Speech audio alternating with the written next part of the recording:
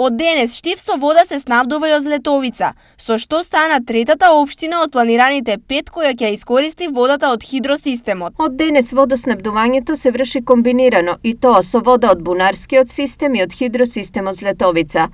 Јавното предпријатие ИСЕР ги доби сите потребни дозволи за преработка на површинска вода и сите анализи кои се извршени во периодот на пробното тестирање одговараат во целост со правилникот за безбедност на вода. Информираа Попладнево од ИСАР. Количините кои ќе треба да се превземаат зависат од потрошувачката, но годишно тие се во просек од околу 180 литри во секунда.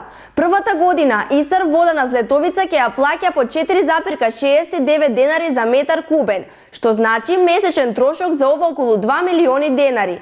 Колку ова би значело заштеда за предпријатието? Прво да помине одреден временски период за да видиме како ќе работи системот, со колку количина ќе се снабдуваме, па тогаш може да видиме на крајот од еден месец колку ќе ни бидат трошоците. Во секој случај, со подпишување на овој договор, јавното предпријатие ИСАР ќе се снабдува директно од хидросистемот Злетовица, што значат и помали трошоци и подобро водоснабдување. Максималните количини кои Штип може да ги преработи се 300 литри во секунда, додека капацитетот на Злетовица е околу 500 до 600 литри во секунда за сите 5 општини. На хидросистем Злетовица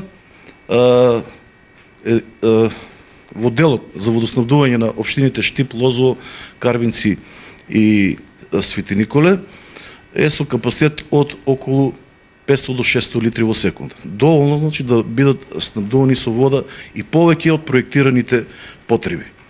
Додека имаме посебен зафат и посебен цевкод за општина Проби Штип, каде што тоа е димenzionирано на 150 литри во секунда. Овие количини гарантираат континуитет во водоснабдувањето, но за секој случај Штип има и алтернатива. Доколку има потреба, ќе се активира и бунарскиот систем за да се надокнадат трошоците, односно потрошувачката на вода. Доколку имаме период каде што има голема потрошувачка на вода или хидросистемот Злетовица во тој момент не може да испорача доволно количини на вода, тогаш ќе се активира и тој систем. Инаку хидросистемот Злетовица е изграден во 2010 година со капацитет на браната за акумулација на 25 милиони метри кубни вода.